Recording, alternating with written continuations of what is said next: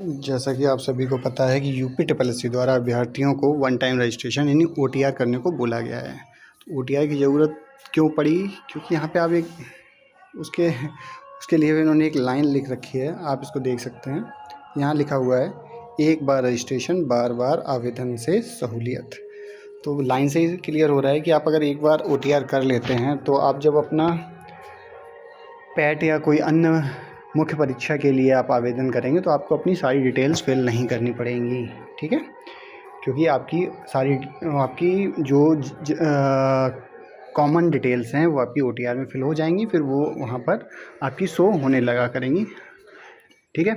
तो अब यहाँ पे देखो बच्चों को दो डाउट ज़्यादा हैं। एक डाउट तो है आवेदन का आधार क्या होना चाहिए और संशोधन वाला, ठीक है?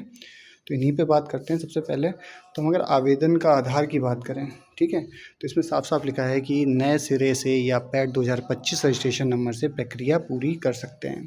इसका मतलब ये है कि आपने अगर पैट 2025 दिया है तो आप उसके रजिस्ट्रेशन नंबर से आवेदन करें।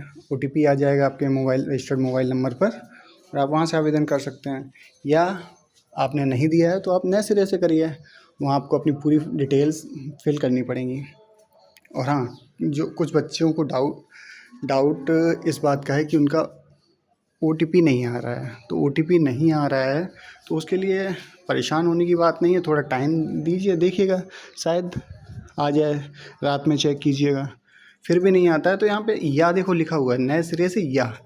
अगर आपका ओटीपी नहीं आ रहा, आपका मोबाइल खो गया है बाय द वे, ठीक है, मोबाइल नंबर आपके पास नहीं है, ठीक है, सिम बंद हो गई है कारणवश, तो आप नए सिरे से आवेदन कर सकते हैं, ठीक है, कोई दिक्कत नहीं आएगी इससे।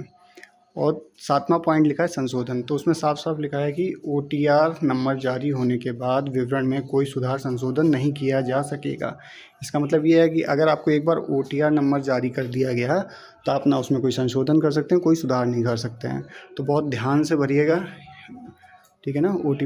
जो भी आपका ओटीआर है, जो भी डिटेल्स हैं, बहुत ध्यान से ओटीआर में भरिएगा, क्योंकि एक बार हो गया तो संशोधन नहीं कर सकते, साफ साफ लिखा है। लेकिन हाँ, इसके लिए परेशान होने की बात नहीं, जिससे गलती हो गई है बाय द वे, ठीक है ना? अब तो जैसा कि आपने देखो यूपीपीएससी, ठीक है, यूपीपीएससी भी संशोधन का ऑप्शन देती है अपने ओटीआर में। तो आगे चलकर मुझे लगता है इनको भी इसमें संशोधन का ऑप्शन देंगे, ठीक है? बस बाकी वो नॉर्मल सब चीज़ें हैं। ओटीपी मोबाइल, तीसरा पॉइंट लिखा हुआ है सत्यापन जो है आपका मोबाइल नंबर ओटीपी द्वारा होगा, और आप चाहते हैं तो ईमेल से भी कर सकते हैं, ठीक है? और इसमें आवश्यक विवरण में जो आपके मम्मी पापा का नाम है, जन्म तिथि है, हाई स्कूल की योग्यता, ये सब आपको फिल करनी है। इन्हीं को बस थोड़ा ध्यान से भरिए, गलती यहीं हो सकती है आपसे। ज़्यादातर नए सिरे से जो फॉर्म भरेंगे उसमें गलती होने के चांस ज़्यादा हैं, क्योंकि आप अगर 2025 के रजिस्ट्रेशन के बिहाफ पे अगर फॉर्म भरेंगे तो आपकी डिटेल्स उसमें पहले से ही फिल होंगी मोस्टली, ठीक है ना? फ़ोटो का साइज़ आपको कितना रखना है, 6 महीने से पुरानी नहीं होनी चाहिए, ठीक है ना? हस्ताक्षर हिंदी इंग्लिश दोनों में होने चाहिए आपके, ठीक है ना? वोटर, और आपका ये पॉइंट दिया हुआ है, यहाँ लिखा हुआ है voter ID, driving licence, PAN card, ठीक है, ये भी होने चाहिए। और अगर किसी के पास नहीं है तो पैन कार्ड बहुत आसानी से बहुत जल्दी बन जाते हैं, आप बनवा सकते हैं। बाकी आपको अगर कोई डाउट है तो आप कमेंट कीजिएगा, ठीक है? और जिसने भी अभी तक चैनल को सब्सक्राइब नहीं किया है वो चैनल को सब्सक्राइब भी कर लें, ठीक है ना? और शेयर भी कर दें वीडियो को, जिससे कि और लोगों को भी जो भी प्रॉब्लम्स फेस कर रहे हैं, जो भी डाउट्स हैं, वो उनके थोड़े बहुत क्लियर हो जाएं। Thank you.